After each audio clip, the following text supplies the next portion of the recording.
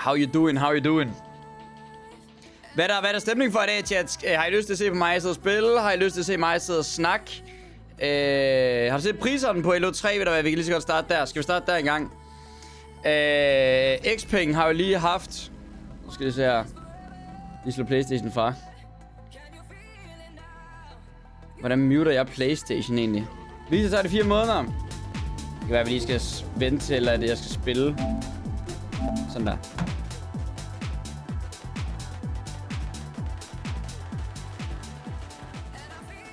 Spil, snak. Hey Jack, hvad så Victor? Jeg er lige syg. Velkommen tilbage, bro. Så er det 4 måneder. Godt at se dig igen, ven. Har du det godt? Jeg synes, det har været så slemt i dag med varme, bro. Der har været 30 grader i dag. Så er du på scenen til ABC Beach Party. Håber, der er en lækker dag, Frida. Jeg vil godt nok sige, at der var godt nok varmt der. Så jeg håber, du kunne holde varmen, skulle jeg til at sige. Kan du snakke om, hvorfor du ikke skal til Thisted til august? Men nu, Arthur. Til Streamer University. Skal man se det? Jamen er det ikke det Kajsen Nat? Så streamer det, er det ikke det?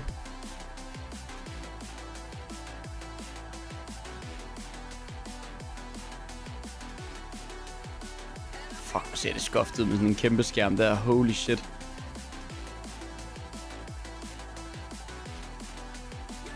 Crazy.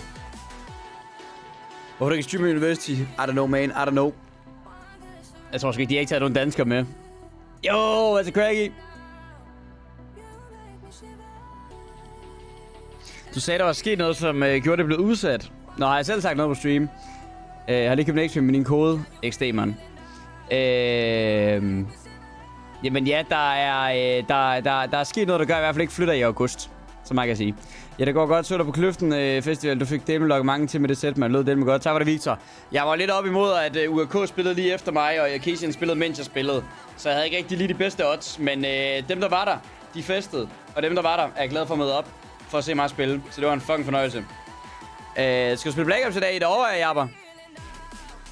Så du følger med i Streamers University? Det må jeg sgu ikke lave, det gør jeg ikke. Jeg synes sgu amerikanske Twitch, det bliver lige brainrot not til mig. Det skulle lige wild nok til at sidde og følge med i. Jeg ved ikke, chat. Altså, jeg har jo altid... Jeg voksede jo op med at se Twitch-streamers. Hello? Jeg voksede op med at se Twitch-streamers. Og der har jeg altid bare holdt mig til at se danske streamers. Er det bare mig? Sådan, det har aldrig været min ting at se udlandet. Skal jeg se meget lidt XQC? Jeg tror mest, det er sådan noget highlights.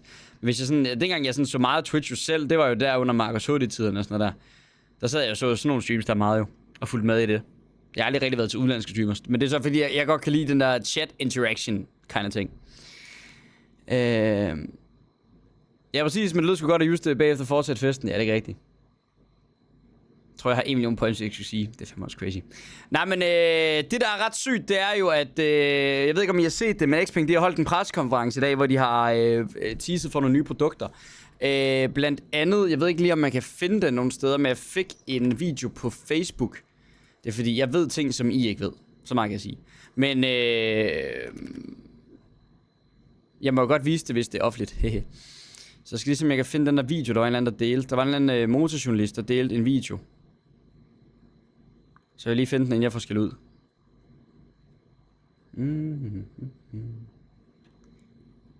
Where is einen videoen? Der var en eller anden dansk journalist, der har lagt en video op af det. Jo, ham her. Er det ikke ham, der har haft det, der så en ding?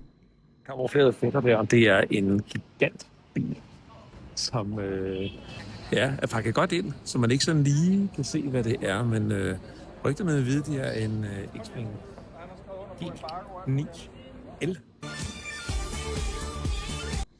Så I kan se her foran, det skulle vist være en opgraderet version, eller en lang version af en G9'er. Så det ligner lidt, der ikke er nogen skærm her. Så er der en ny skærm her, og så rettet ligner lidt det samme. Så er der også en opdateret midterkonsol her, kan jeg se.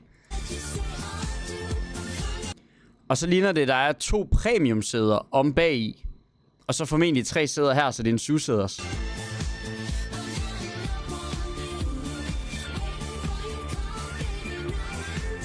Det er fordi, der er jo en G9'er, som jeg har lige nu. Og så er der en X9'er. Men X9'eren, det er fucking mærkeligt. Den er i Tyskland. Især. Den har de på en eller anden måde fået til Tyskland. Jeg ved ikke lige, hvorfor den ikke kommer til Danmark. Som det ser ud lige nu i hvert fald. Eller hvorfor den ikke er lanceret her. I kan i hvert fald se, at man kan jo købe den hernede. Så du kan i teorien, du kan godt importere en fra Tyskland af. Og den er altså fucking bims, den her bil her. Prøv lige at tjekke det her. Rimelig fornuftigt førerhus her. Og så ved jeg ikke, om man kan... Nej, det kan vi lige skal ud og kigge på billeder af den. Men det er jo sådan en MPV. Fuck, den er grim. Jeg synes, den er fucking stilet.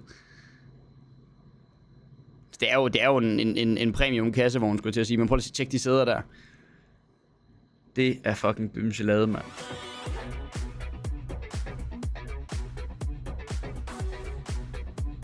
Den er også i Norge, ja. Den er også i Norge, ja. Jeg spiller sæt på 30 minutter. Hvor mange min vil du lave playlisten? Hvor lang vil du have playlisten i Rekordbox, hvis der skal være plads til overgangen? Jamen, altså, det er jo sådan noget, du kan øve det igennem derhjemme og se, om det er 30 minutter, jo, så optage sættet. Det plejer jeg at gøre nogle gange. Xpeng sprinter præcis. Nu er det ferietid, jeg tager på ferie på mandag. Så det, jeg kunne godt forestille mig, fordi det vil ikke give nogen mening at lancere både den her med 6-7 sæder, og så den her med 7 sæder.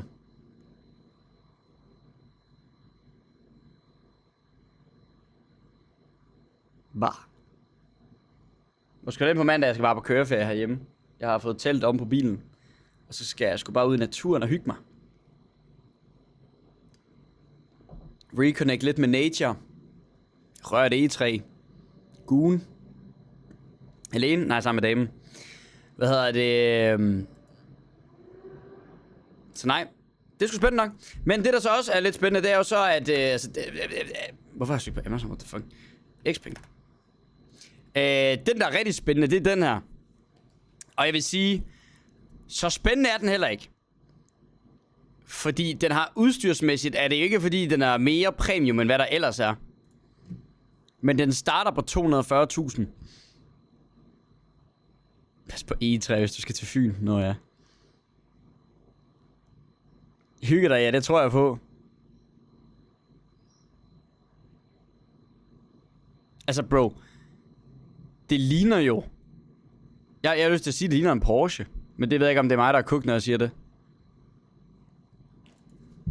Elektrisk Porsche. Eller så er det sådan noget Polestar-agtigt noget.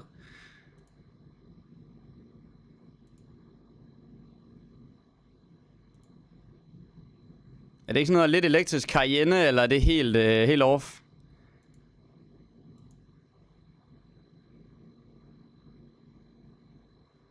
Polestar foran Porsche bagved.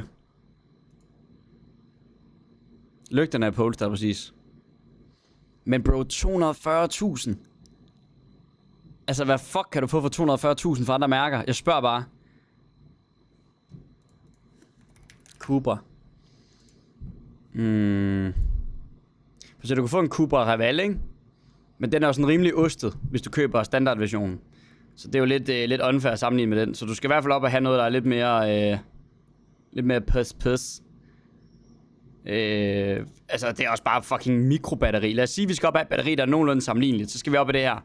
Den koster 235 versus 240, ikke? Og der er dobbelt så hurtig ladehastighed i den her. Der er sikkert nok samme størrelse batteri, kunne jeg godt forestille mig.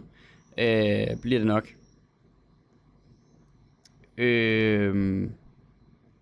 Og så bare bedre interiør, tror jeg. Et par sko måske. Det er bare klassisk VW, de er så langt bagud. Jamen det er jo næsten også unfair at sammenligne kineserne med tyskerne, fordi kineserne er bare bedre til at lave biler nu. Det er fucking sindssygt, mand. Åh ja, Xpeng er bare kongerne i det, kommer den her. Altså jeg er jo fucking excited over at så være ambassadør for Xpeng og være sådan sponsoreret af dem, vil jeg godt sige. Så lige kæmpe disclaimer, hashtag claim. Jeg deler bare de nyheder her, fordi jeg synes, det er også det spændende. Ikke fordi jeg skal. Men altså, det kan jo næsten virke som, at om jeg bare er blevet betalt af den kinesiske stat i hoved og røv og Xpeng for at sidde og snakke godt om deres brand. Problemet er jo bare, at de er bare federe. Det er jo det samme historie dengang, hvor det var jo, kan I huske dengang OnePlus-tiderne, hvor jeg købte den første OnePlus-telefon der. Og så efterfølgende også begyndte at samarbejde med dem. Det var jo fordi, de havde et fucking godt produkt. som bare var fucking langt mere 10 ud af 10. Altså, det kostede bare 3-4.000 mindre end alle andre smartphones på det tidspunkt, og de kunne basalt set det samme, og havde de identiske samme specs, hvis ikke bedre. Så det var det, der var ret sygt dengang. Men apropos OnePlus, de lukker jo nu. Jeg ved ikke, om der Efter rygternes spekulation er det nu officielt, at OnePlus er ude af det danske marked, men Aarhus allerede står klar i kulissen med 5 nye smartphones. Så det er fra den 31. maj det her, men jeg tror det er fordi, de lige har reddet sig ud af... Altså de er officielt færdige med Europa og USA. Lidt øvevejr og lidt pupu næste uge, men måske fint, hvis I skal ligge i telt. Så længe det bare ikke begynder at regne. Jeg kører selv lige B10, koster 240.000 af udstyr. Men det er også en kineser, ikke? Men hvad hedder det? A7? Var det ikke dig, der var ude og snakke om en ny bil? Er det ikke bare sådan en her standard eller long range? Altså, jeg ved ikke lige, hvad forskellen er på standard og long range ud af det større batteri. Hvis det kun er det større batteri, har jeg næsten våget at påstå, at det ikke kan betale sig med long range. Det er sådan enten standard range, så føler man skal op i den der med AI, som der koster... Du får jo den her chat til 330.000, ikke også? Det her, det er hvorfor Tesla kommer til at blive fucked. Hvis den her bil her får godkendt den selvkørendes funktioner. En Tesla har omtrent hvad der svarer til, og problemet er, at man kan ikke rigtig regne med de der udregningsmodeller der. Men lad os sige, at Tesla de har 500 tops. Det er sådan en regnekraft. Det er trillion operations per second. 500 trillioner udregninger i sekundet, ikke? Det er hvad en Tesla har. Den her, den har 1500. Det er 3 gange så meget som en Tesla. Og de har selvkørende funktioner. Jeg prøvede det i Kina. Det fungerer fucking fint. Altså. Så og på en Tesla, det koster det 750 kroner om måneden. Her, der får du all-wheel drive, performance og selvkørende for 330.000. Og så har jeg jo lyst til at sige, jamen den er jo dårligere end en Tesla, fordi ladehastigheden på den her er kun 400 volts, og ikke 800 volts, som der er på de nye Xpenger. Så det her, det er jo lavprismodellen. Men det er Teslas også, fordi Tesla, de kører stadig 400 volts teknologi. Det er eddermame med bims. Hvis tror lige meget hvad, så kan du finde gode og dårlige ting ved alle biler. Nå, det ved jeg godt, men hvis man straight up sammenligner dem her head to head her. Prøv lige at se her. Tesla, ikke? Kan I forklare mig, hvorfor det er, at man har lyst til at købe, men er der efterspørgsel på det? Det der selvkørende noget, jamen det er i hvert fald det, alle de er helt hyped over lige nu, og hvorfor nogen godt vil have en Tesla. Hvorfor skulle jeg vælge, hvis vi lige skal sammenligne her, en performance versus, lad os bare sammenligne det med long range med 4-hjulstræk, det har den her også. Hvorfor skulle jeg give 360.000 for en Model 3, plus jeg skal give 750 kroner om måneden for abonnement, i stedet for at give 330.000 for en Xpeng L03, som har lige så god ladehastighed, har en bedre skærm, har infotainment her, har head-up display. I min mening også et ret fedt rat. Også fint nok, du ved, aerodynamik og sådan noget der. Bam. Design, det er jo hvad man synes. Massage i sæderne, ventilation i sæderne.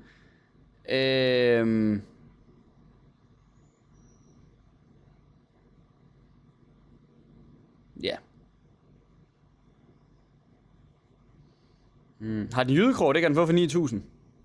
Fordi den kan self-drive, som Xpeng ikke kan. Jo, det kan Xpeng godt. Det er jo det her, den bliver solgt med, den godt kan. Fra starten af næste år. Det er det, der er sygt. Nu skal jeg til Kina og drikke kaffe med egen Xpeng. Jo, den kan, men må den. Men den må ikke. Jo, det bliver da godkendt lige om lidt. Altså, hvis Tesla bliver godkendt, så kan jeg ikke se, hvorfor Xpeng ikke skulle. Så er det jo bare noget, skulle jeg sige, geopolitik og alt muligt andet. Jeg tror sgu ikke. Ja, det eneste, der så skulle være, det er rækkevidden. Fordi hvad er det Tesla, de lover på deres? De lover 660 km. Hvor den her med long range. Men der er et eller andet med deres, altså. Det kan godt være, at jeg er Xpeng-ambassadør, men der er nogen, der har lavet et eller andet goofy med de tal her, eller så er der et eller andet, der er gøjleren. Fordi du kan se her, Der er et eller andet, der ikke passer her. 445 km på standard range. Men performance, den er 440. Okay, og hvordan kan det være? Jamen det er jo selvfølgelig, fordi der er 2 motorer i stedet for 1. Men 58 kWh batteri versus 71 kWh batteri. Du kan ikke sidde og fortælle mig, at den kan køre 5 km mindre, men har 10 kWh større batteri. Er vi enige om det?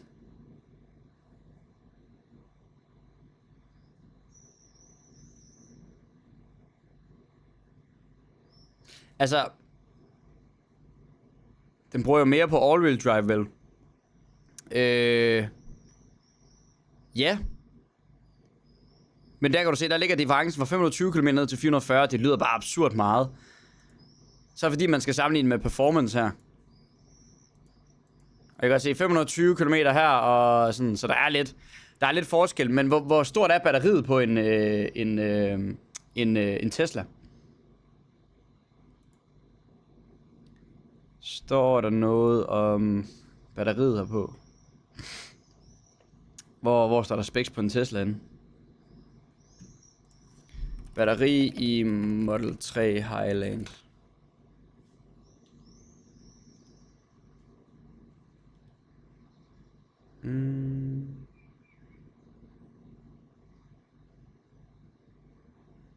Okay. Baghjulstrukket har et 57 kWh LFP-batteri, long range har et 75 kWh batteri. Så det vil jo så sige, at Xpeng-batteriet her i det kan lades op til 100% hver gang. Det kan Teslas ikke jo. Hvis du skal vedligeholde din Tesla ordentligt, så skal du kun lade den op til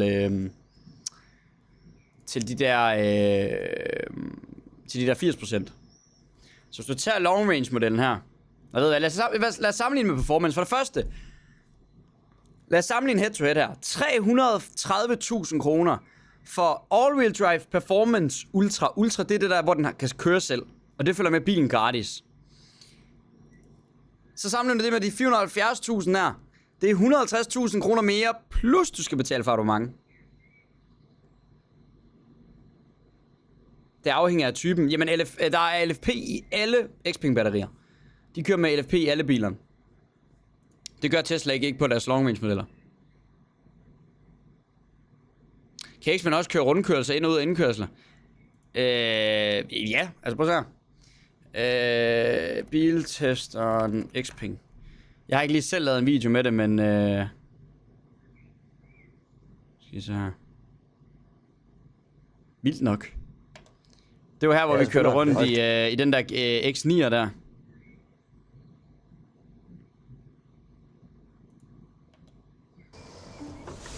Richard, where are we going? 你好，小 P。二排请讲。导航到广交会。好的， Han forklarer lige et eller andet her 去广 på 交会 kinesisk, 只有 eller 一 beder 条路 lige 线，直接为你开始 Xiaomi 导 her 航 om。出发 at finde en rute til 全 os. 程11公里，大约 Så når du sammenligner, at det ikke er godkendt, at den kan køre selv. Nej, det er rigtigt nok, men lige så snart, at de har softwaren, de har hardwaren. Tesla, de har jo ikke haft hardwaren, og de har jo heller ikke haft dygtig nok software. 需要22 Se, 分 den 钟 er。grønne nu. linje, det er så fordi, det er... Den vil gerne lave autopilot derhen, jo. Jeg tror ikke på, at de får lov. Det tror jeg sådan set på, at de nok skal gøre, fordi ellers så begynder man lige pludselig i vejkørselsdirektorat, i vejsikkerhedsspørgsmål, der sidder du og blander det sammen med geopolitik. Altså hvorfor skulle man godkende Teslas? Vi er jo ikke gode venner med USA lige pt. Så der er selvfølgelig digital bagspejl, fordi hvis der nu er iPad fra loftet, 150 der vender 米 ned, 以 så 后 kan man jo 在 ikke se 红 ud. 灯右转。 Så det er meget smart, at man har begge valgmuligheder. Sidder bare her. I About princippet, to overtake. ja. Nu, Du se, den trækker, altså, og det her, det er kinesisk trafik, lige vel at mærke, ikke? Den vil gerne ud til venstre, men det får den sgu ikke lov til. Den... Okay, hej, find en taxa. Nej, find en taxa. Altså her, danske veje er noget af det nemmeste at finde rundt på. Det her, det er virkelig den mest uforudsigelige lort, man nogensinde kan køre på. Det er fucking asiatiske veje. Ja, du sunshine. Den triller lige så stille over. Jeg vil så sige, der var jo fuld optrukken, der den begynder at blinke ud. Men det tror jeg, Det har du Prepare styr to på. turn right. Men er det ikke også lidt geopolitisk, hvis jeg skal gå sølvpapirsat? Jo, altså hvis man vælger at sige, at vi ikke tillader selvkørende biler fra Kina, så handler det om geopolitik. Men det er der, hvor jeg sidder og tænker, du kan godt bruge tariffer og trade policy og alt muligt andet gøjl, men vil man gøre det på ekstra udstyr, på bilsikkerhed? Fordi det her, det er jo i teorien noget, der skulle gøre bilen mere sikkert at køre i. Grunden til de 750 kroner er, fordi de ikke har konkurrence BT.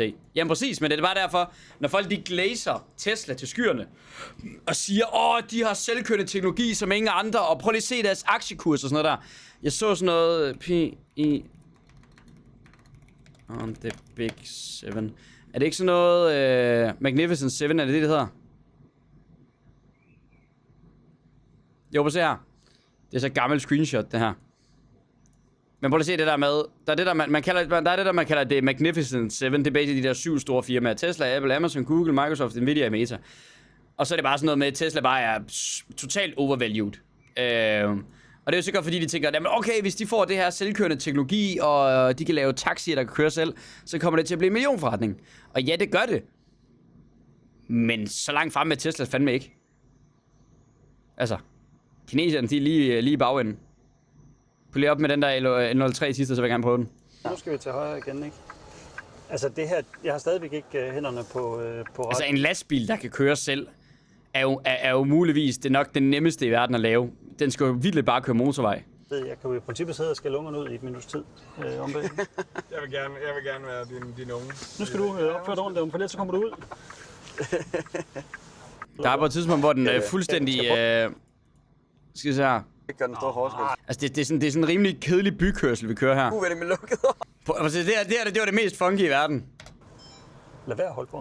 Vi prøvede stresstesten og se, hvornår den begynder at brokse, da han har lukket øjnene. Altså, jeg så About to make U-turn. Bare snak. Kina har ikke lavet en selvkørende lastbil, derude, det er Tesla. Jeg har fandme ikke set en selvkørende lastbil herhjemme.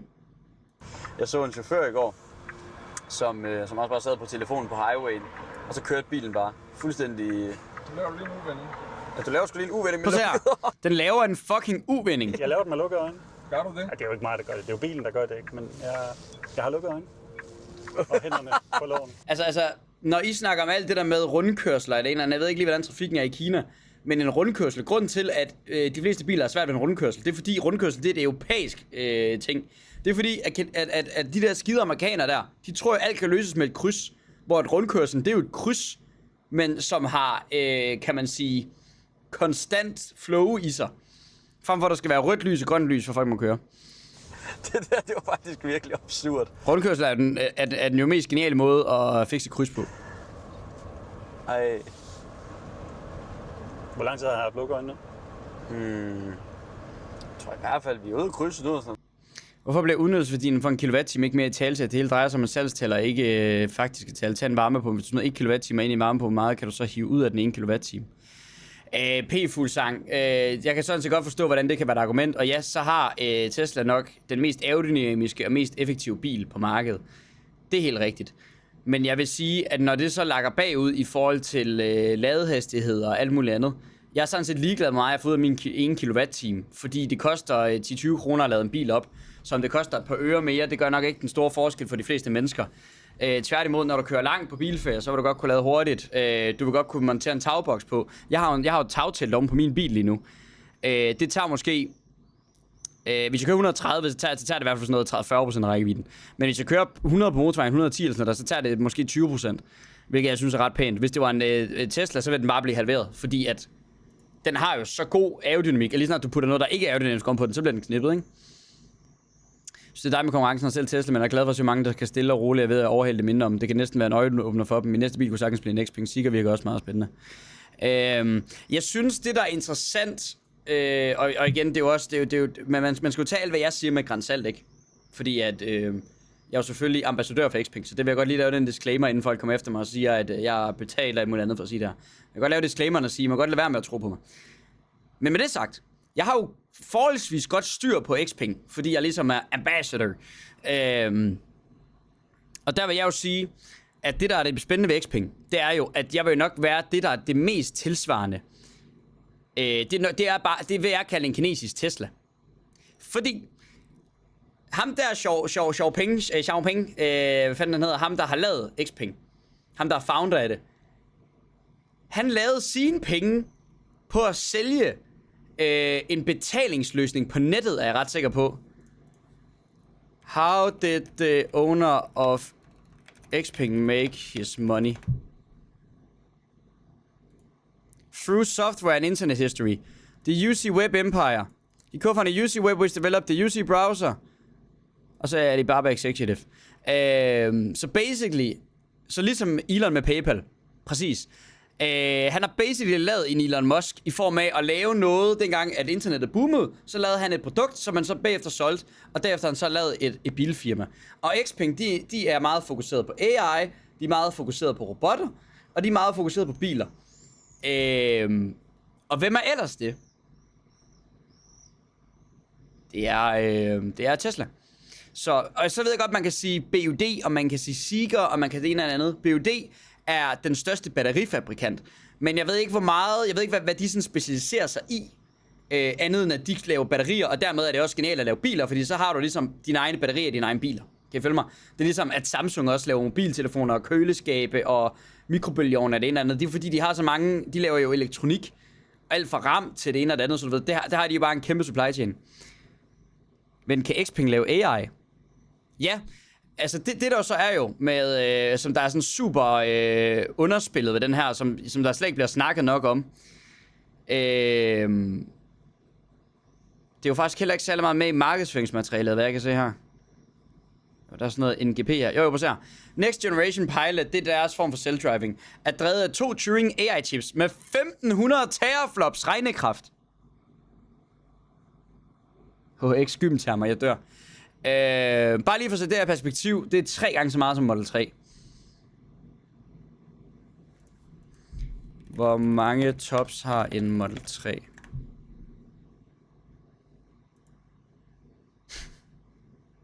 Den nye opdaterede Tesla Model 3 har en computerkraft på mere end 42 tops i dens autopilot-chip. Jeg ved ikke, om der er officielle tal på det der. Fordi jeg har ikke lyst til at sige, at Xpeng, den har 30 gange så meget mere regnekraft end Model 3'eren. Men det skal sikkert nok passe. Men lad os antage, jeg har lyst til at sige, at den ligger på 500, men det er sikkert den langt over, hvad den faktisk har. Men lad os sige, at den har 3 gange så meget. Pointen er bare, at den har meget mere regnekraft end Model 3'eren. Ja, præcis, Tjønne. Det her, det er en genial nummer 2 bil. Og altså, hvis man ikke skal have den med selvkørende funktioner, så kan man jo købe den der standard range til 240, og så er det jo en genial nummer 2 bil. Altså, at den har massage i sæderne. Altså, det der, det er jo ikke en bil, du vil være ked af at lade din kone køre på arbejde i. Fordi I ikke skal ud og smide 300.000 efter bil nummer 2. Men hardware 4. Hvor mange tops har hardware 4 i Tesla? Hardware 4 er også kendt som AI 4 yder omkring 500 tops. Okay, så det er gamle informationer. Men det er også det, jeg siger. 500 tops, ikke? Og så forbereder der på den kommende hardware 5. Så lige nu, så er Xpeng foran på regnekraft. Og det er fordi, de kun har smidt 2 chips i. I Kina, der sælger de en model med 4 chips, som der har 3000 tops. Så de er head to head, hvis ikke så er de foran dem, der er. Hvor mange tops har topmodellen fra Xpeng i Kina? GX'eren, den er på cirka... Testbiler er endda blevet observeret med en samlet regnekraft. GX'eren. Ja, 3000. Så hardware 5 er der, og jeg ved ikke, hvornår den kommer. Langt foran også på batteri. Ja, Xpengs batteriteknologi er bedre. Så Xpeng, de har bedre batteriteknologi. De har bedre processorkraft. Og det der også er rigtig interessant, og det er jo et helt andet spørgsmål lige nu. Jeg har hørt et eller andet med, at der var en eller anden, der lavede et eller andet langt opslag, jeg fandt inde på Facebook. Nej, det var sgu da inde på Xpeng Reddit, er jeg ret sikker på Levent. Så jeg kan finde det der opslag der. Fordi det var en eller anden, der sammenlignede basically sådan noget head-to-head numbers, hvilket var sådan lidt halvskørt. Men det var lige ret interessant, så skal jeg kan finde det.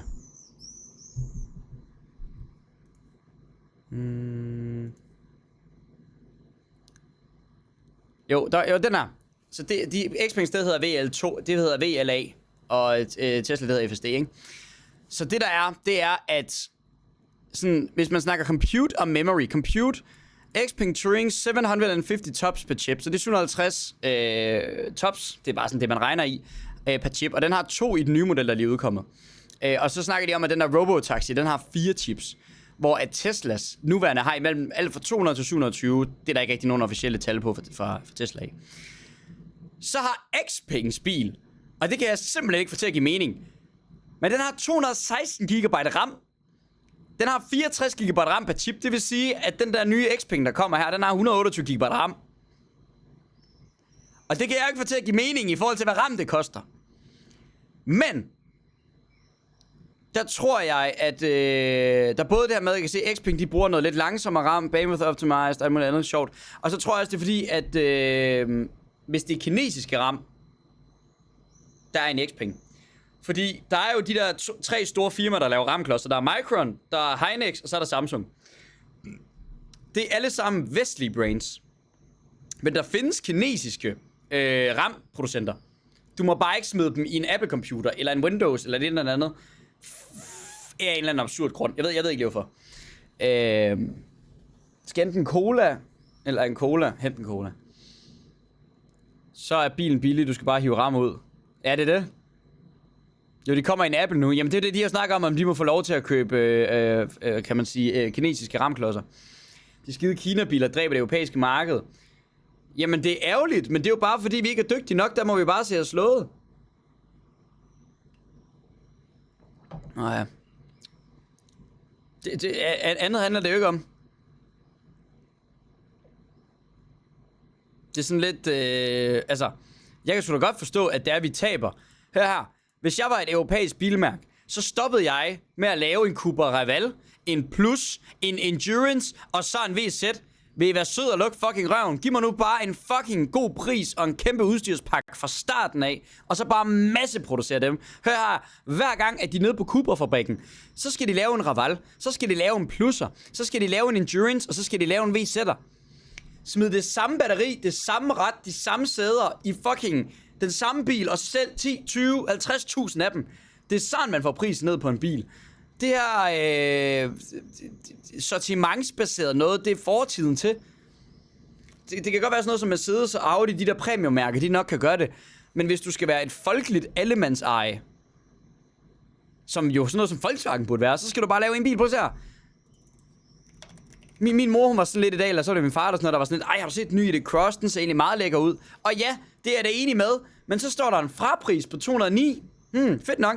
Jamen, jeg skal da lige have den, okay, jeg skal have den live. Okay, fint. Hvad koster den? Den 250.000!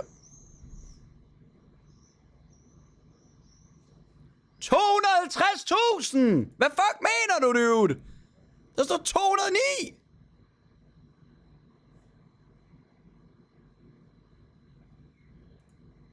Det må da holde op, det her! Hvad fanden sker der? Prøv lige at se her! Det er en Gung-modellen her, ikke også? Byg din egen LO3, 240 lapper for standard range, 445 ved LTP. Den her, den har 426, så den kan køre længere, den her. Det er det første. For det andet, så ligner det ikke en eller anden klunke SUV. Der synes jeg, den er federe. For det tredje, den er 10.000 billigere. Så lad os da lige gå ind i eksteriør og se, hvad den har at byde på. Okay, du kan få et eller andet... skal vi se. Whoop. Så kan man få et eller andet anhængertræk på. Ekstraudstyr, godt. Tech-pakke, hvad er det?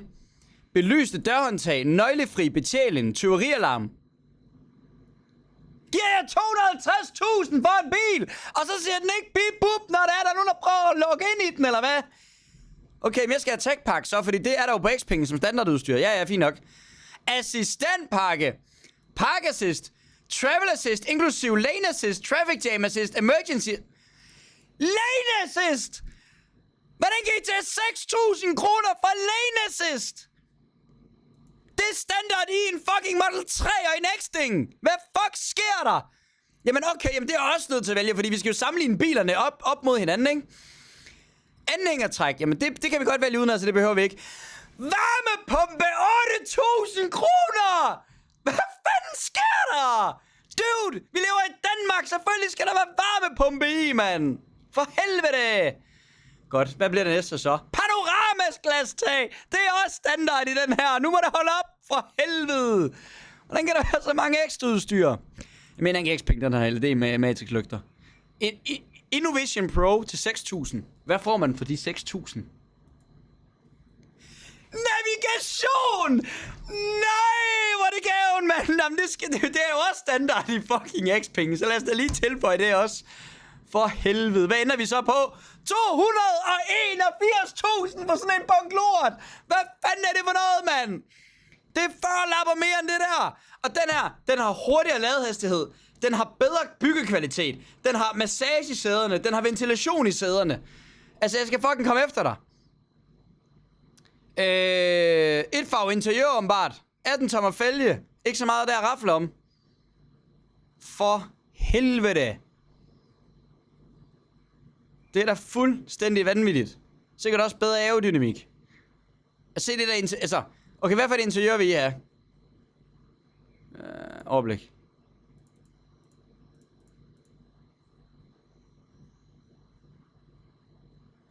Vi har det... Hvorfor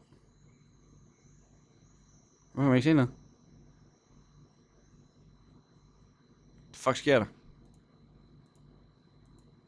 Okay, vi har det her interiør her, hvor I har en bitte skærm på. Jeg ved ikke, om der er head-up display i den her. Det er der jo så i den her, jeg går ud fra. Du får sådan nogle stofsæder, som, I don't know, sikkert kan være fint nok. Plastik over det hele, alt muligt andet gøjl. Det er helt væk. Ja. Altså, det er jo klart, at den tyske bilindustri er fucked, når det er det her, vi har at byde på. Hør her, jeg tror, mit kamera begynder at fuck op, efter jeg har fået det der billede af mig selv i baggrunden. Jeg tror, mit kamera er i tvivl om, hvem der er hvem. Så det gør sådan her. Jeg tror, det er det, der gør det. Og sæt nøgen, og så lad den stå udenfor.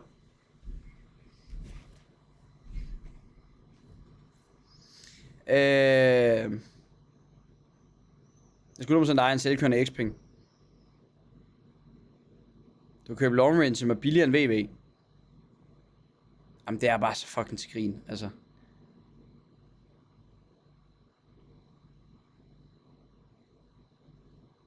Jamen prøv at se, jeg bliver fucking historisk bleg. Jeg ved ikke lige, hvad der foregår. Det er bare sådan, det er.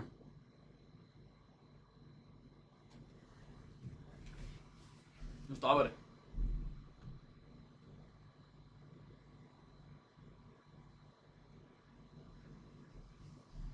Er det fint, det her? Mange års garanti er der på dem. Nå ja, det er jo så også lige det næste. Hvor lang tid er der garanti på den her?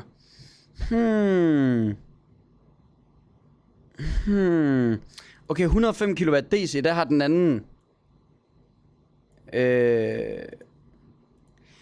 Det er så mærkeligt, hvordan den kan have sige 24 minutter fra 10 til 80. Den her, den har sådan noget 200, den er på 20 minutter. Hvordan fanden kan det kun være 4 minutters forskel? Selvfølgelig på grund af ladekurven. Spændende. Det er et lille batteri. Ja, derfor burde det ikke være hurtigere. Det er jo ladekurven, der ligesom er tilsvarende. Ja. Spændende. De har jo stort set lige stor batteri, de to her. Nej, det behøver du ikke vise, tror jeg. Først jeg er kommet, har vi kigget på L03, hvad synes jeg om den? Altså... Jeg sad og sagde på stream forleden, at I skal ikke gå ud og købe nye biler og alt muligt andet gøjl. Men 240.000 for det her.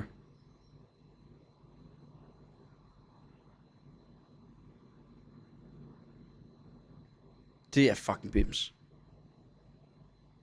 Man skal op i ultra for at få massage i sæderne. Sikker på det? Det vil nok også give god mening. Det vil sgu være lige OP nok, hvis det var i standard range. Interiør.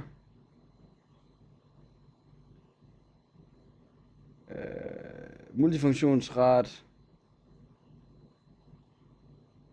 Eksteriør. Kurlys. Der er varmepump. Det er der heldigvis med.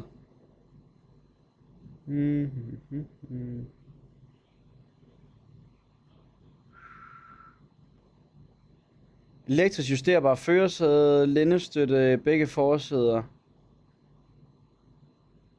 Forsædet med memory før passagerer. Massagefunktion i forsædet ikke tilgængelig, kun Ultra. Okay, det er kun Ultra, der har det.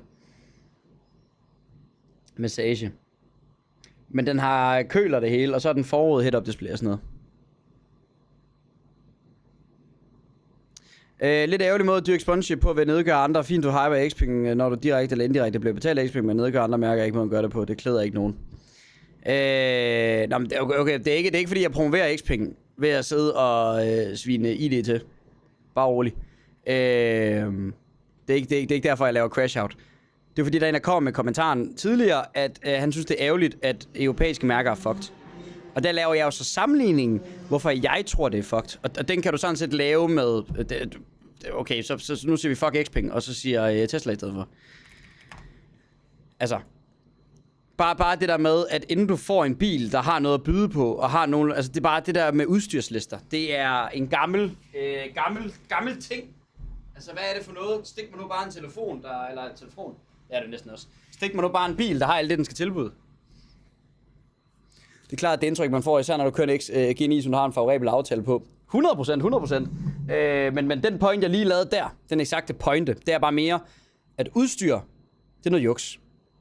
Og det er også derfor, jeg sidder og siger, at selvfølgelig, jeg er Xpeng-ambassadør. Så hvis man skulle hellere lytte til en biljournalist, som slet ikke har nogen tilhørsforhold, i stedet for mig. Jeg er dog mere for, kan man sige, at oplyse omkring, hvad Xpeng kan som branding. Fordi hvis I tænker, hvad skal min næste bil være? Så kan, jeg har hørt om Xpeng, det skulle være nice for Jackstyle. Lad mig lige så gå ud og undersøge, om det er noget, jeg skal have. I skal jo ikke tage et køb, bare fordi jeg sidder og siger, at I skal ud og finde ud af, om det er noget for jer, og om den kan det, I gerne vil have, og så videre, så videre, så videre. Så... Ikke at dømme, hold nu tonen klar. Jeg er helt enig, Nisgaard. Jeg er helt enig. Beklager, hvis jeg sagde noget uhensigtsmæssigt. Tak for de 3 måneder, Kian. Tak for det var 84 måneder for Mikkel Speed også. Græd lige at bruge jeres egen hjerne engang. Nej, men det er sgu rigtigt nok. Det, altså, hør her, man gider sgu ikke lytte på nogen, der bare sidder og er sure og høvler afsted.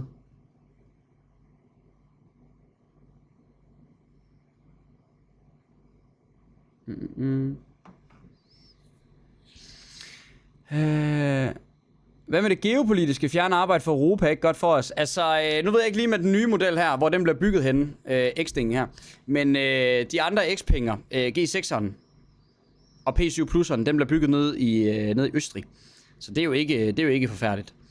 Så altså, en Xpeng er lige så, skulle jeg sige,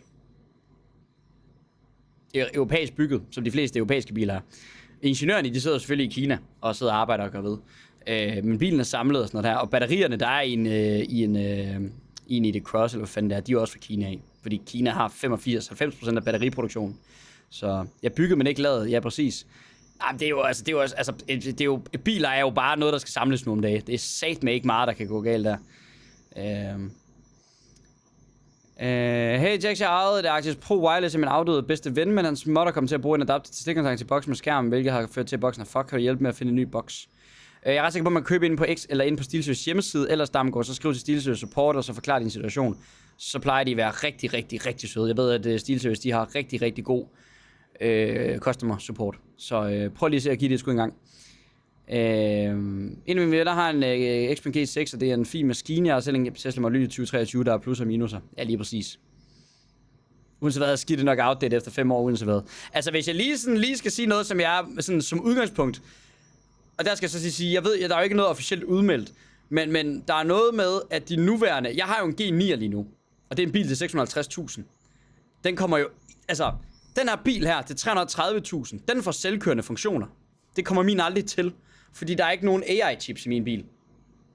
Min er jo så lige så lejet, så det vil sige, at jeg har jo ikke givet 650.000 for den, og så skal jeg af med den, hvis det giver mening. Men jeg synes, det er rigtig ærgerligt, at man giver 650.000 kroner for en bil, som teknologisk set allerede nu et år efter er rimelig meget bagud. Ligeglad med alt det der, så længe jeg bare kan game på stranden i den. Er det ikke rigtigt? Men igen, jeg tror også bare det der med, teknologien i biler går så hurtigt nu om dagen, at du skal tænke på, okay, hvad er det min bil kan, når jeg køber den? Det der med, at Tesla lover selvkørende, det har de så fået nu, ikke også? Men jeg har jo købt en Model 3 for 4 år siden, hvor de har lovet det. Og det kan den ikke, fordi den ikke har hardwaren til det. Gør det ikke det, Patrick? Men de vil udvikle noget til de nyeste G6'er, right? Altså, de nuværende G6'er bliver ikke solgt med nogle AI-chips. Det er fordi, man skal tænke på, at Xpeng De laver lidt deres udvikling i form af, at de siger, at de har de der chips der. Så P7 Plus, den har en AI-chip. Den har 2. Og jeg håber, der er 2 i P7 Plus'eren også. Men jeg mener kun, der er 1. Så den får bedre selvkørende end... Jeg ved ikke lige, hvordan de får det til at fungere i praksis. Det kan også bare være, at de smider meget i den, så den kan fungere godt i fremtiden, eller et eller andet. I don't know. Tech FSD 14 Lite på HV3. Nå, jamen hvis jeg har købt en Model 3, har jeg jo ikke regnet med at få en Lite-model. Så skal den jo have fuld smadret-model.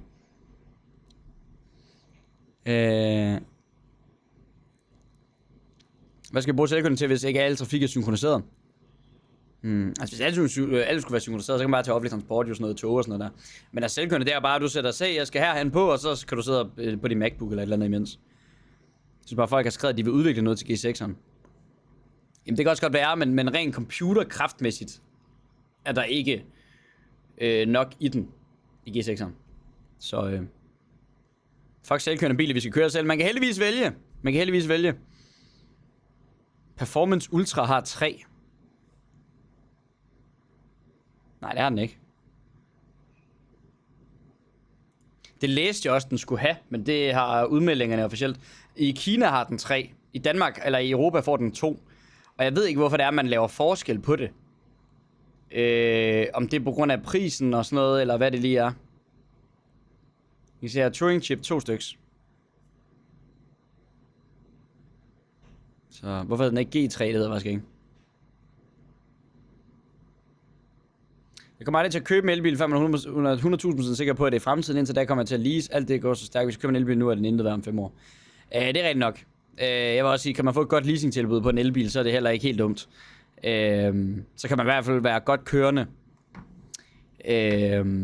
til rimelige penge. Jeg vil så til gengæld sige, at den er rigtig spændende. 330.000 er godt nok ikke mange penge for en bil i den her kaliber her. Den har jo så bare selvfølgelig ikke noget sådan super stort bagagerum og det ene og det andet, men altså hvis du bare skal bruge en solid pendlerbil, så synes jeg eddermame, den er spændende.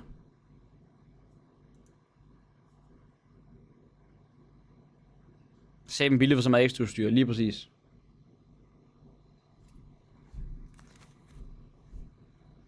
Der er en, der har skrevet... Okay, chat, jeg har fået 2 beskeder her. Der er en, der har skrevet til min Jackstyle Facebook-profil, at jeg bliver spillet på Tomorrowland, og nu kan jeg se, at min kammerat Thijs, han lige har sendt en besked. Prøv lige vent. Så.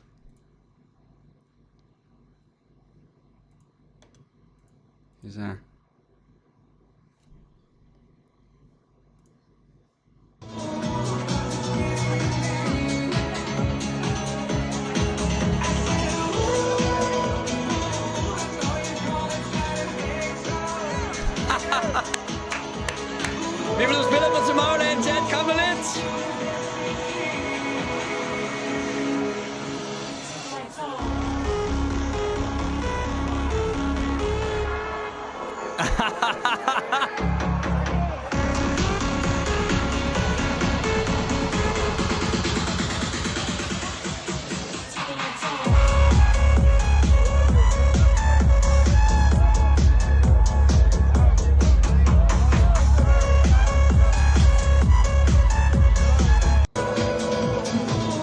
Jeg blev spillet på Tomorrowland i den store 2026. Var satanet med ikke på mit bingo-kort.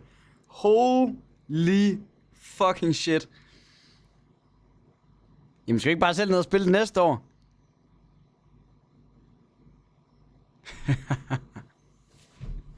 Hvor er det fucking sygt, mand. Hvor er det sygt. Jeg har sendt en video på Facebook. Jamen, jeg kunne se det, Lukas. Du har lige skrevet til mig på Facebook. Det var derfor... Tyson sendte mig noget, og så var jeg sådan lidt, ja, hvad er Tyson sendt? Og så kunne jeg se, at du også har skrevet et eller andet.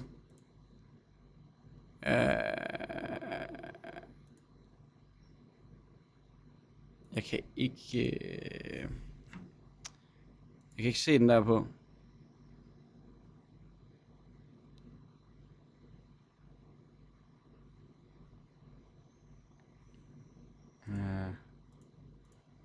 Hvor er det fucking sygt.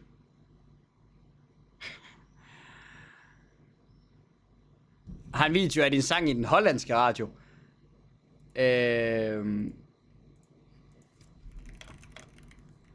Altså, den hollandske radio, det kan jeg sådan set godt forstå. Skal jeg lige se noget her?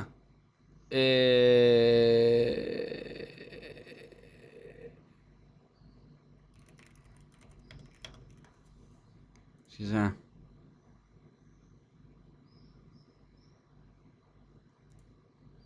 Airplay Top 40. Prøv at se her. Er det ikke det, Kriso? Vi ligger stadigvæk nummer 5 på radioen i Holland. Og hvis vi tager ugen før det,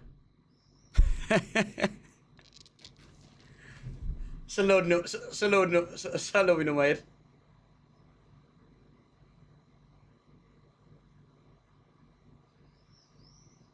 Det er det er rimelig bims. Og I kan se her, uge 20, vi kan gå en uge tilbage, nummer 1. En uge tilbage, nummer 4, en uge mere. Nummer 2, en uge mere. Nummer 2, en uge mere. Nummer 3, en uge mere. Nummer 2. Altså, fuck, de skal bede om at turn the lights off i Holland, man. Holy shit. I må lige skrue ekstra meget for radioen, chat, hvis I er i Holland her i ferien eller et eller andet sjovt. Så må jeg altså lige se, om man ikke lige spotter den. Det er fandme magisk. Skal vi streame for Tomorrowland, chat, hvis vi skal spille der? Okay, chat. Skal vi lige lave et væddemål i chatten? Hvornår tror I, jeg kommer til at spille på Tomorrowland? Hvad år tror I, jeg får min debut?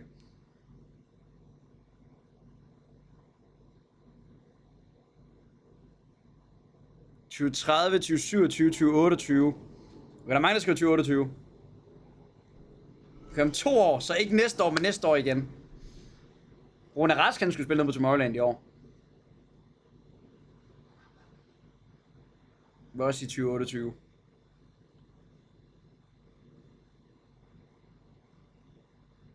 ...2028 er meget optimistisk. Okay. Skal vi manifestere, chat? Skal vi manifestere, at Jackstyle, a.k.a. mig, står på plakaten på Tomorrowland i 2028? Er det det, vi sigter efter? Og hvis vi allerede rammer næste år, så er det simpelthen for sygt. Men jeg kan mærke, der er optimistisk opbakning for 2028. Kommer du snart til at droppe noget mere? Det gør jeg 100%. Det gør jeg 100%. Let's go. Altså, jeg skal faktisk være ærlig og sige, at jeg har ikke tjekket, hvor meget sangen den ligger på lige pt. Snart på 70.000 streams, mand. Der er så snart 5 millioner månedlige lyttere. Ja, det er sygt, mand.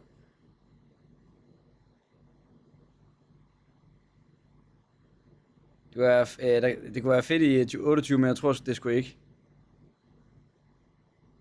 For satan. 70.000 og 70 millioner streams.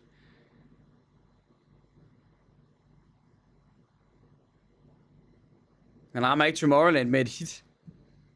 Man rammer ikke med et hit. Nå ja. 67 millioner streams på Turn the Lights Off. I said, come on baby, turn the lights off. Okay, jeg kan ramme de høje noter der. Hvad så?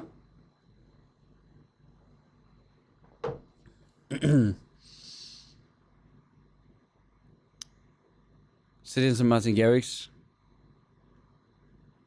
Kato har 200 millioner lige nu. Ja. Og her. Det kan godt være. Men jeg har 6-7 millioner. Hvad med... Sygt nok, chat. Der er blevet udgivet så mange Turn the Lights Off remixes, at Fortnite-sangen officielt er ud af min top 10 mest populære sange.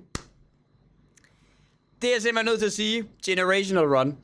Så er der nogen, der spørger mig, Jackstyle, hvorfor er det, du har lavet så mange remixes af Turn the Lights Off? Og det er jo meget simpelt. Jeg skulle jo væk fra Fortnite. Fortnite, det var jo det gamle Jax. Så hvad er nemmest måde at gøre det på? Du kan bare udgive 20 nye sange. Nej. Tag den samme sang og udgive den 10 gange. Og så er Gary selv for ud til Europe, når der har ikke nej. Spammede bare sangen ud af listen, præcis. What's up, guys? Sorry, I'm from Canada. You are excused. What up, Felix? Hvorfor er du ikke streamer University? Det er fandme godt spørgsmål. Mit headset dødelige GG. Klogskab på højeste plan. Har du så en plade? Jeg har faktisk... Jeg har noget andet. Jeg har ikke fået noget plade noget endnu. Men jeg har den her, og den kan man sige, den er lidt outdated. Fordi jeg gad jo godt have en ny version, hvor der stod nummer 1 på. Fordi vi har ligget nummer 1 på radioen. Det er jo der, vi kom ind på 33. pladsen. Der vi kom ind i Holland. Det er den ene ting. Så den anden, jeg har. Jeg begynder at være ret godt stækt op på fede ting, man kan vise frem. Okay. Den anden, jeg har, det er den her. Kan I se, hvad der står på den? Use the jack style af Jon. Turn the lights off. The most played single on Polish radio. Number 1 airplay. Hvad så? I said,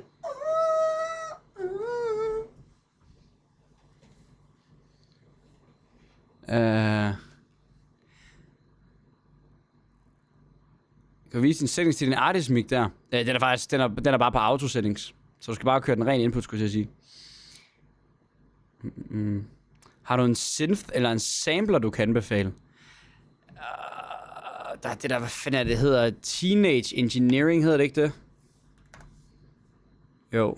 Og så havde vi sådan en, jeg ved ikke lige, hvor den ligger henne. Det var sådan en orange en. Jo, det er den her. Sådan en synthesizer her. Det er fuld old school, det der. Hvis man har sådan en der, så kan man fandme lave nogle beep-bop loop. Beep-bop lyd. Hvis du har med XPeng P7 Plus, jamen, den er sgu stil nok. Der altså, jeg har jo snakket længe om, at jeg skal over en P7 Plus'er, men de er først begyndt at levere dem nu. Og jeg er egentlig ret glad for min G9, så er jeg bare lidt, om jeg bare skal beholde den. Beholde en G9'er, jamen det er det.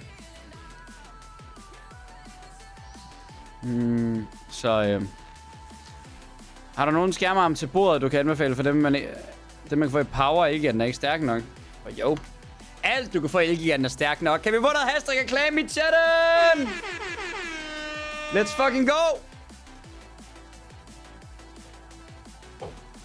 Hold over, jeg er sponsoreret af The Goats, Elgiganten og Xpeng. Det kan ikke være med til ud 10. Skærmarm. Kan PC Plus blive selvkørende? Ikke umiddelbart. Det skal man lige høre ned i butikken en gang, men som udgangspunkt, så skal den gerne have de der 2 Turing chips, der som den nye har.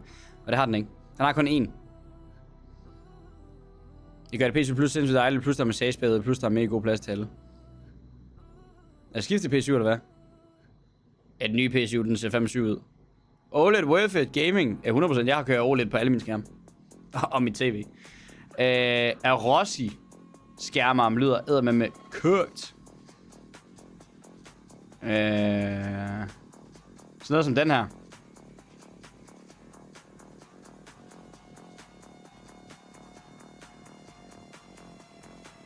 Min skærm bruger jeg bruger sådan en Lenovo OLED. Jeg ved ikke om de har den herinde.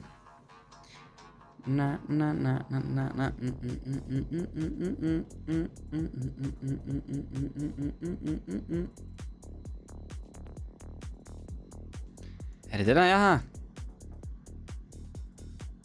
Det ligner fandme den. Men min, den er... Jeg ved, alle mine skærme er hvide bagpå. Det ved jeg ikke lige hvorfor.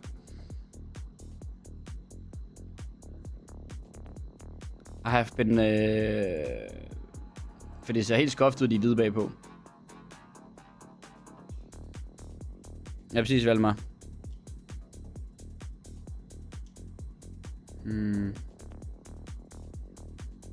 Har du set det med Kravspil på Facebook og smidt det i en af de Discord-grupper?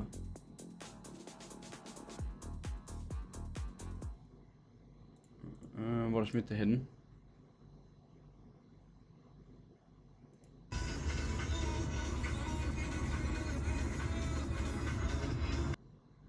Jackstad i Hollandsk Radio. Stilet. Du skal ikke køre bil og bruge telefonen samtidig, knejt. Puha. Spottet i Aalborg.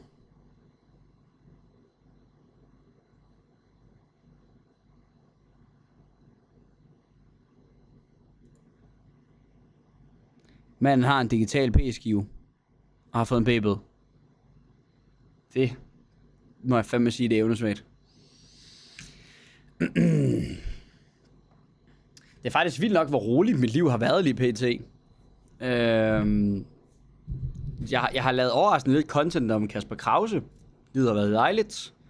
Der har været overraskende få ting at lave omkring gambling. Også dejligt. Man skulle næsten tro, man levede et nyt og dramafrit liv. Folk sviner og forsvarer på skift. Det er så sjovt.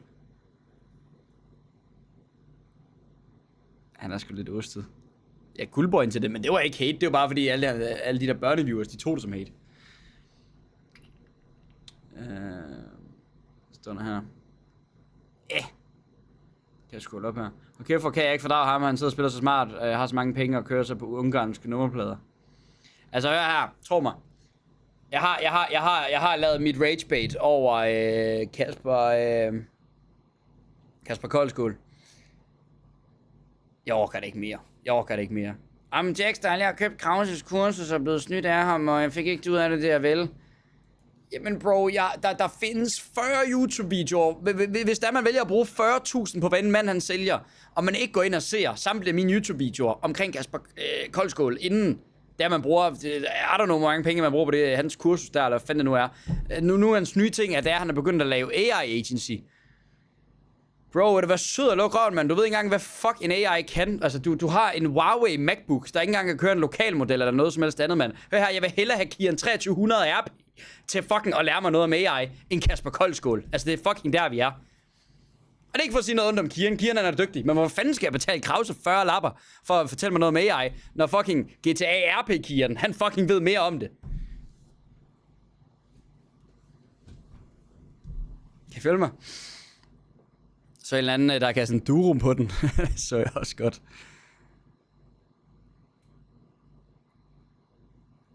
Skal vi ikke have en friluftens sen aften med Messi part 2?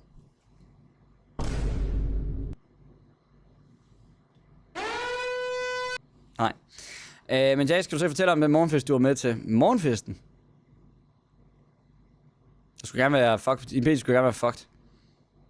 Kan vi snakke ramme Asus-spons? Og det kører nogle rimelig hæftige skærme. Det er bare lidt dyre, er det ikke det? Hvis jeg var kommet fuld igennem ræberen og set den lortebil, tror jeg sgu også, jeg kunne finde på at fyre min durum på den. Altså, det kan jo enten være, det er bilen, der er åbenbart altså, et eller andet sted, man skal ikke kaste mad på folks ejendom. Det skal man jo ikke. Men altså, hør her. Den der bil der har jo ikke fået en durum på sig. På grund af, at det er en fed bil. Bilen har jo fået en durum på sig. Fordi folk, de ved, det er Krauses. Og fordi Krause er et kæmpe røvhul.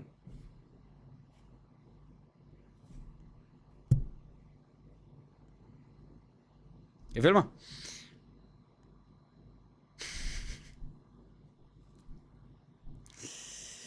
Jeg mangler en god second skærm, budget 1000. Jamen, der er sgu mange at vælge med dem. Kom ind til, at du har kæmpe røvhul. Fantastisk. Godmorgen. Man kan sige, det kunne være værre. Ja, vi skulle også lige til at sige. Jeg har ikke sovet endnu. Du er ikke sovet endnu? Nej. Det er kammeraten derovre. Det er ham derovre. Ja. Han vil nok komme over nu og sige, at han ikke har gjort det, og han ikke ved, hvem der har gjort det. Meget mod. Altså, prøv at overveje, Krause, han er lige kommet ud fra morgenfest. Og så møder politiet. Fantastisk.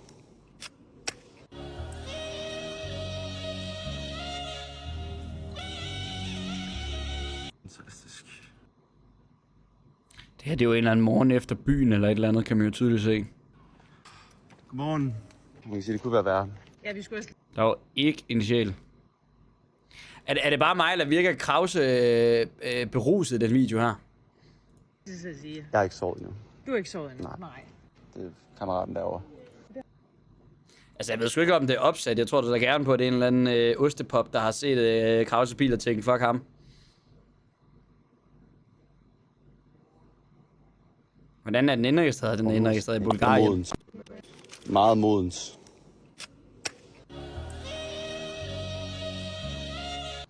Altså, jeg sidder bare og tænker, det kan godt være, at Krause han sidder og sælger kurser omkring, hvordan man kan tjene penge på og alt muligt andet gøjl.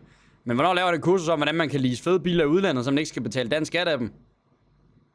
Jeg vil da også godt køre rundt i en eller anden Corvette, der sikkert koster 10 lapper om måneden, fordi den er på bulgarske plader.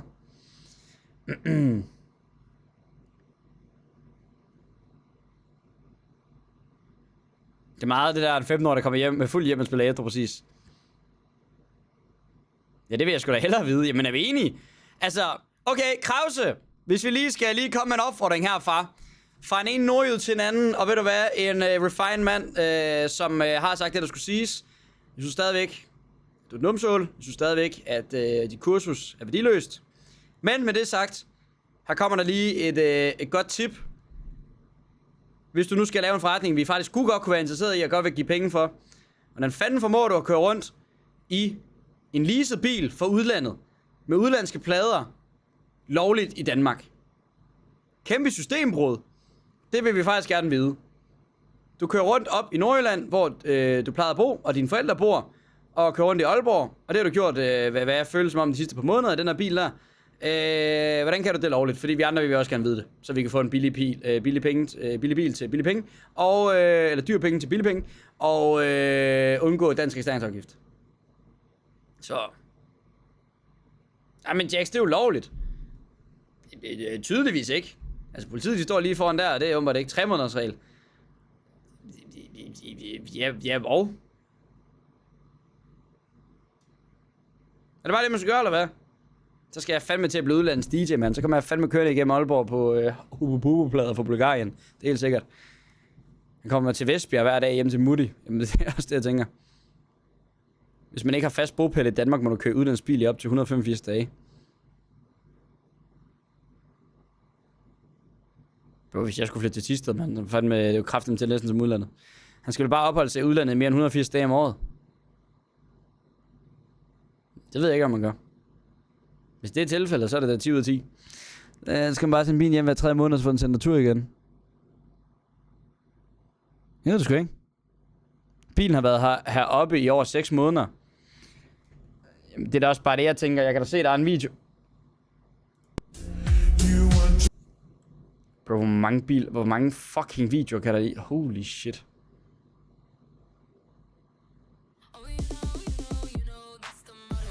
A lot of cringe. Skal vi se her. Bro, han har vildt leaset en bil for at promovere den på sin TikTok. Bro, hvor meget poster han lige og får der ondt i maven. Foregår der. Så var Har den skiftet farve, eller hvad?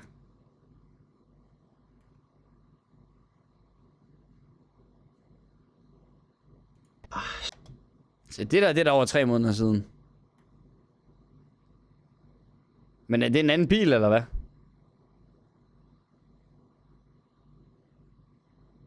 Det vil stadigvæk en Corvette.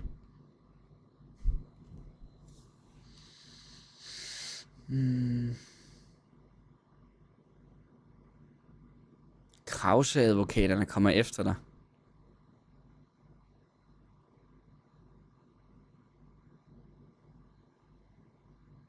På lov af, hvis der er nogen, der gik ud og sagde, at de hed Krause-advokateren. Så er jeg sat med det karrieremord. Karriereselvmord. Det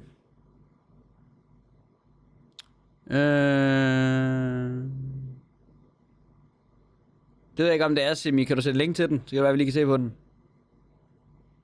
Har han ikke bare rappet, når lige med en klam spoiler på? Det ved jeg sgu ikke. Samme bil, bare med bodykit. Han tror jo alle med advokater. Altså chat, I kan jo kende en lille svag mand på, hvorvidt om de tror med advokater.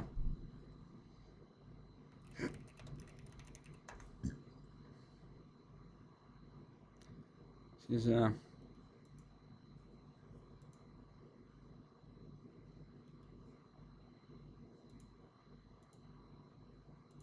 Skal vi se, om jeg kan finde det.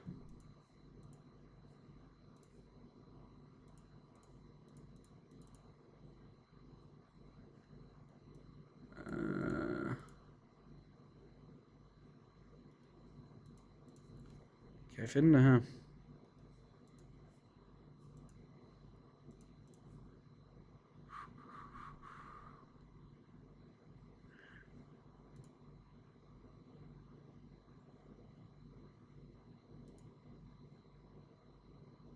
Jo. Altså sidst jeg fik et advokatbrev, ikke også? Det var for en, der hed Magnus. Og jeg ved ikke, hvor Magnus han er i dag. Andet end at han har fået konkurskarantæne og er flygtet fra kæmpe milliongæld og er smuttet ud af landet og bor højst sandsynligt enten i Spanien eller Dubai nu. Så næste gang, at der er nogen, der tror med en advokat, så husk på, at det er nok fordi, at det er sandt, det du siger. Det svageste er at tro med advokater. Jamen, det er det. Altså, hvis du kan tro med advokater, så er det bare fordi, du tjener gode nok penge til, at det kan betale sig at skamme folk. Hello? Hello. My friend. Hello. What's up, man? Not so much. I am gaming on the beach. You're gay? What? No, not gay. Gaming on the beach. You're gay on the beach. No, I am You're gaming gay on on the the beach. No, you are gay on the beach. No. Hvorfor har min klipper ikke uploadet det klip her? Gay on the beach. Patrick, kom i gang. I am normal heterosexual. I am not gay on the beach. I am playing. No, I'm gaming on the beach. I'm not gay on the beach. I'm playing on the beach. I knew it. Hallo? Laver det nu. Fuck, man. 10 ud af 10, det der. Det mener mig om, vi skal spille. I knew it.